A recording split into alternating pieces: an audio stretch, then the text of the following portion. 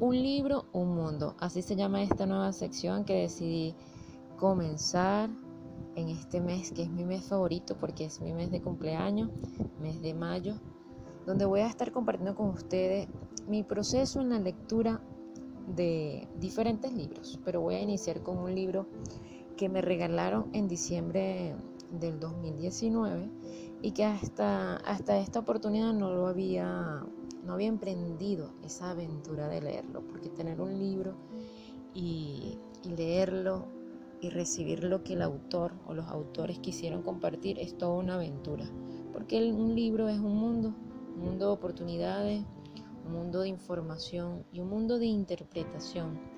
No es igual que este libro lo tenga aquí yo en mi mano, lo esté leyendo y reciba la información para el cual llegó a mis manos, a que tú lo tengas en tus manos. Puede que coincidamos en alguna información, pero de seguro es tan amplio, es tan maravilloso ese caminar con ese libro, que puede que para ti traiga otro. El propósito de esta sección pues va a ser eso, ir compartiendo lo que a medida que voy leyendo voy recibiendo y me va impactando, integrando además, utilizando las herramientas que hasta este día pues he tomado para este caminar, no solo de mi vida, sino también para el acompañamiento a nivel terapéutico. Querer es poder. Así se llama este libro con el cual voy a comenzar esta sección. Es de Xavier Witz. En la descripción del mismo reza lo siguiente: este libro invita a una reflexión sobre el sentido que tiene en la actualidad la fuerza de voluntad, sobre todo ante la reivindicación del valor del esfuerzo. Observaremos, por ejemplo, la energía psicológica que malgastamos a diario y que supone una de las mayores cargas que nos afligen, cuando podríamos evitarlo y vivir con mayor fluidez. Querer es poder. Ofrece además pautas y algunas herramientas que pueden ser muy útiles para lograr lo que nos propongamos. Abordaré asimismo cómo manejar la conducta motivada en tiempos de crisis, justo cuando más lo necesitamos. Para que todo funcione, hablando en un lenguaje actual, son necesarios un objetivo bien definido, misión, una planificación, visión, un alto grado de responsabilidad, sentido del deber, esfuerzo, voluntad sostenida o perseverancia, tender a un propósito mayor, ideal, y un estado corporal con el nivel de energía y tensión equilibrado. Salud. Xavier Witz. Debo confesar que cuando vi el título del libro, pues, tuve resistencia, ¿sí? Resistencia porque estoy en desacuerdo, en principio, con esa frase que tanto, por lo menos en mi entorno, se dice: querer es poder. Yo decía, no, eso es mentira. Querer no es poder. Porque, por ejemplo, ahorita en un estado de confinamiento yo quiero ir a la playa, lo quiero y deseo profundamente tomar mis cosas e irme a estas playas maravillosas con las que cuento en mi país, en mi estado. Eso es lo que yo quiero y no puedo porque hay un reglamento, hay unas condiciones, hay una cuarentena, hay una condición que pone en riesgo la vida misma. Así que querer no es poder. ¿Cuántos de nosotros a principio de año nos planteamos tantas metas, tantos deseos, tantos querer? ¿Cuántos dicen: voy a iniciar este año en el gimnasio, voy a emprender mi camino hacia la salud, hacia la vitalidad, voy a bajar de peso, o voy a superar ese amor que no he superado, esos temas que no he podido afrontar y superar y trascender? Este año sí compro esa casa que tanto deseo o ese carro que tanto anhelo. ¿Cuántas metas se han asomado a tu vida y en principio te tomas y te agarras de esa gran voluntad, pero en poco tiempo o tal vez a medio camino desistes de esa meta, de ese deseo?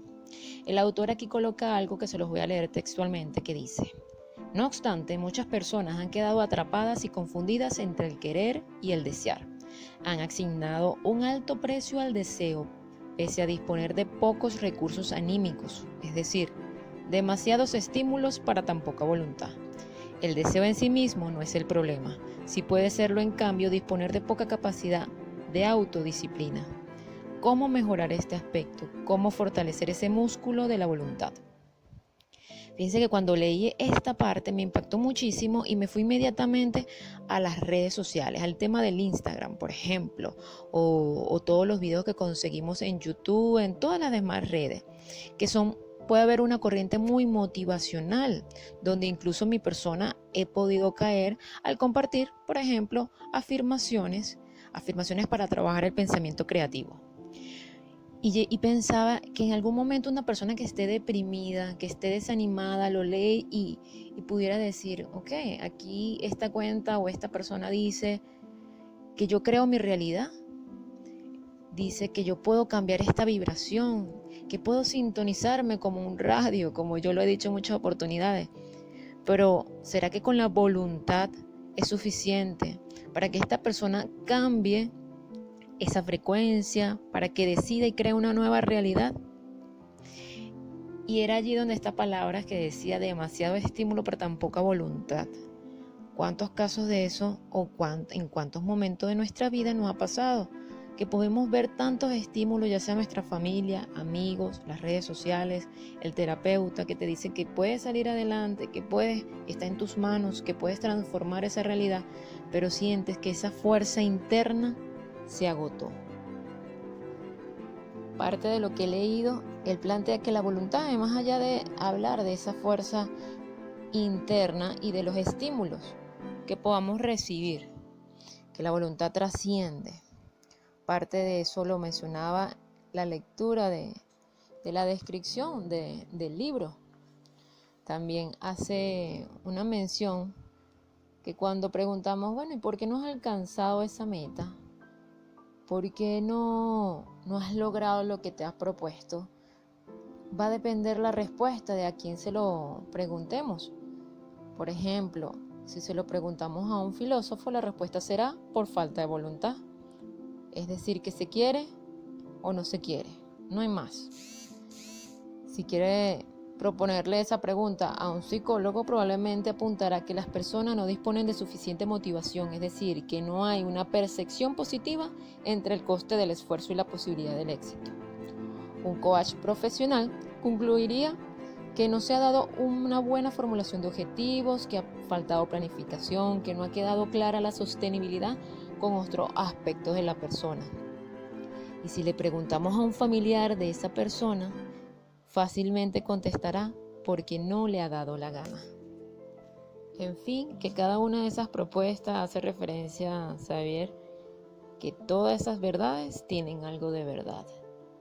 Y cuando empieza a profundizar con el tema clave del libro, que es la voluntad, cita a un investigador donde habla de 4 claves sobre el tema de la voluntad, el cual plantea que la fuerza de voluntad es una respuesta tanto de la mente como del cuerpo, no solo un modo virtuoso de pensar. Segundo, el uso de la fuerza de voluntad puede agotar los recursos del cuerpo. Tercero, la fuerza de voluntad es limitada. Y cuarto, la fuerza de voluntad puede entrenarse.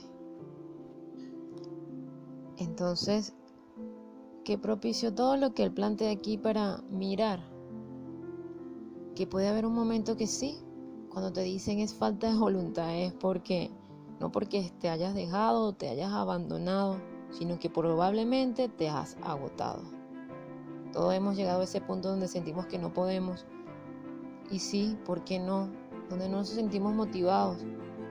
Pero con toda esta información que empiezo a disfrutar del libro, me doy cuenta que hay muchos factores del cual depende la fuerza de voluntad, y donde él promete compartir en este caminar estrategias para que entrenemos nuestra voluntad y que podamos no agotarla y que podamos cultivarla, y sabiéndola dirigir podamos emprender el camino hacia alcanzar nuestras metas, nuestras aspiraciones, y trascender del deseo a la acción y con ello al querer.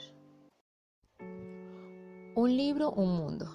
Y en este mundo de este libro maravilloso, Querer es Poder, y digo maravilloso que aunque llevo pocas páginas, me ha permitido ir descubriendo los mensajes que trae para mi vida y a través de este medio pues compartir con ustedes lo que he ido tomando y revisando a través de estas letras. Ahorita estoy en una sección que se llama Motivarse en tiempos de crisis, y qué oportuno este título, qué oportuno estas letras. Xavier Weiss dice algo muy interesante en esta parte que quisiera leérselo textual, y dice que nuestras desesperanzas no nacen de las carencias, sino de la pérdida de los privilegios. Eso es lo que establece la diferencia. Cuando realizamos comparaciones, no solo lo hacemos con aquellos que viven peor, sino con la abundancia de que disfrutamos en tiempo de bienestar. La comparación es un arma de doble filo. Es un mecanismo necesario para darnos cuenta de que podríamos estar en peores condiciones. Sin embargo, también puede arrastrarnos a la nostalgia, a la envidia o a la impotencia. ¿Cuántas crisis has atravesado a lo largo de tu vivir? En un segundo, puedes estar conectando con los diferentes momentos en los cuales has considerado que has vivido una crisis. Un momento de caída, un momento de debilidad, un momento de tristeza, de lucha, de carencia, de culpa. Situaciones familiares, de pareja, existencial e incluso social. Nosotros llevamos mucho tiempo sumergidos acá en el país al cual pertenezco en una situación socioeconómica que nos ha llevado en un carrusel, que nos ha llevado en un sub y baja, en una montaña rusa donde hay momentos críticos, donde sentimos que ya esto no da más y donde luego viene una capacidad de adaptarnos, donde tomamos aire, volvemos a sumergirnos en la dinámica cotidiana con ciertas limitaciones y vuelve a haber otro pico donde sentimos que ya no damos más y se ha vuelto un ciclo. Y en cada uno de esos crisis, ¿cómo hemos hecho? ¿Cómo hacemos para motivarnos en tiempos de crisis? ¿Cómo hacemos? Si nos hacemos de la mano de este fragmento que le leí, que tiene que ver con la comparación, usualmente es un punto de partida. Siempre vamos a mirar o podemos sentir la crisis cuando vemos que hemos perdido privilegios, que hemos cambiado nuestra manera, nuestro estilo, nuestro bienestar, nuestra plenitud de vida. Y entramos en la comparación. Primeramente, del cómo vivíamos antes. Y luego procedemos a compararnos tal vez con el que está al lado. Y es allí donde estoy de acuerdo con estas palabras, que la comparación es un arma de doble filo. Si la tenemos como un punto de referencia para recordar de que sí, de que podemos vivir mejor, de que podemos armarnos de las herramientas necesarias y reponernos a pesar de las condiciones externas, puede estar a nuestro favor. Pero si fijamos nuestros ojos para mirar al que tenemos al lado, puede que despierte otro tipo de emociones. Y aún así estas emociones, como digo yo, son válidas. Él menciona nostalgia, envidia o impotencia. ¿Y por qué digo que son válidas? Porque las emociones nos recuerdan que somos humanos, que estamos vivos y que además vienen a enseñarnos esas lecciones de vidas pendientes, esos aspectos que no hemos mirado. Es allí donde podemos decir que tu emoción es tu maestro, que viene a mostrarte estas emociones o cualquier otra que se presenta cuando en momentos de crisis tú miras al otro y pueda despertar cierta incomodidad, cierta nostalgia, envidia. ¿Qué te está mandando a decir con esta emoción? Cuando esta emoción viene y toca a tu puerta, ¿qué te viene a mostrar? ¿Cómo hacer para sentarte con la envidia, con la nostalgia, con la impotencia? Para que te revele, para que te ayude a mirar qué es lo que necesitas trascender. Antes de entrar en un proceso de motivación, el darnos cuenta, tal vez evaluar, mirar con qué contamos, con qué no contamos, es importante no entrar en el rechazo de las emociones que se están presentando, porque a lo que resistimos, persiste. Esta es mi mirada. La invitación es sentarse, como digo yo, a hablar con la emoción y mirar qué me vienes a mostrar. ¿Por qué estoy sintiendo, por ejemplo, envidia ante tal vez el vecino, el amigo, el familiar, que sí tiene, por ejemplo, los recursos para hacer cosas, para comprar alimentos que tal vez tú antes podías acceder? ¿Por qué? ¿Por qué crees tú que se ha despertado la envidia en ti? No pudiera darte una definición o una descripción general porque no lo hay. Cada emoción es un maestro único para la persona que lo experimenta. La invitación es que te permitas sentirla y que te permitas que tu ser se conecte con la información que viene a mostrarte esta emoción. Cada emoción es un maestro. Cada emoción te permite o te da la oportunidad de conectar contigo, de revisar, de mirar, de indagar y profundizar, no solo en ti, sino también usar, como digo, el retrovisor y mirar en tu árbol, en tu sistema familiar. Si, por ejemplo, la envidia es una emoción recurrente, si tal vez estás siendo leal a esta situación familiar, a esta característica, a esta emoción, a este comportamiento que pudiera estar repitiéndose. Tal vez entonces es una oportunidad para mirar, para aceptar, para integrar, para honrar, para sentir de la manera en que tal vez tus padres, tus abuelos lo han hecho, pero también permitirte hacerlo diferente. Entonces, en momentos de crisis, permítete vivirla consciente. Vivirla consciente es reconocer si estoy en crisis en tal parte de mi vida o en todas las partes de mi vida. ¿Qué estoy experimentando? ¿Con qué emoción estoy conectando? Mírala. Si no reconoces, si no tiene un nombre, no le pongas nombre. No es necesario poner etiqueta, simplemente existe, está allí. Conecta con ella y con la intención de vivir consciente, pregunta o conecta con tu ser interior o con Dios, con la divinidad y dile: revélame, ¿qué es lo que debo de aprender de esta situación? ¿Qué es lo que debo de aprender de esto que estoy experimentando? ¿Qué es lo que debo de mirar, integrar para poder trascenderlo?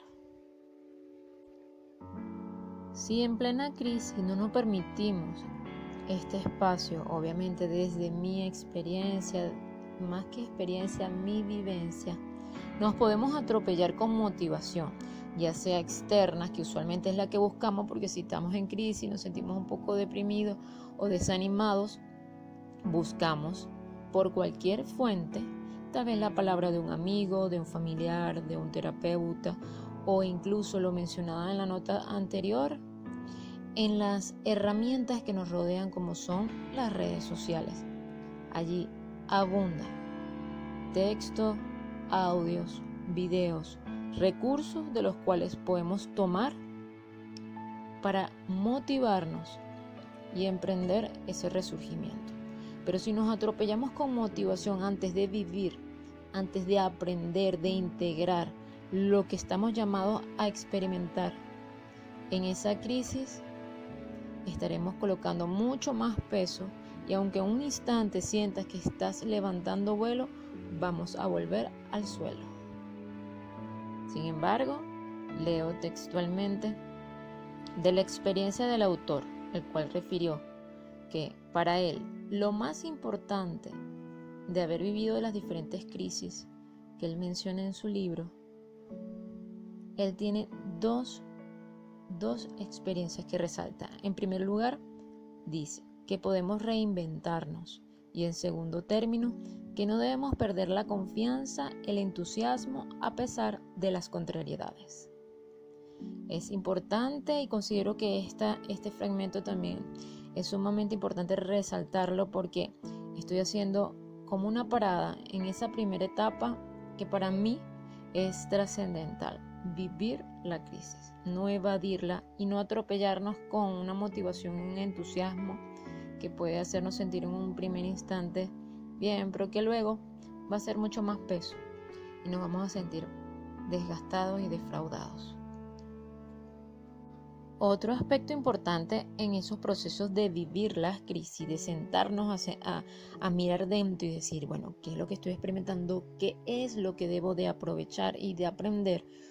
Hay algo sumamente importante que tiene que ver con el tema de ser responsable, de vivir las crisis desde el adulto consciente y no estar en los zapatos ni del niño o de la víctima ni del perpetrador por ejemplo, esto lo estoy pasando porque esto es un castigo, porque yo actué mal. Ese es desde el perpetrador. Eres perpetrador incluso contigo. Eres rudo.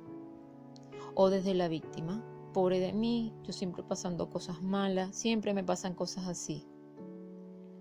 Tiene que ser desde el adulto empoderado, desde el adulto consciente, desde el adulto maduro, donde te detienes, ves tu realidad, reconoces las desventajas, también reconoces tu potencial y asumes tu responsabilidad sin importar que existan otras personas involucradas, y procurar no caer en buscar culpables tanto afuera como adentro.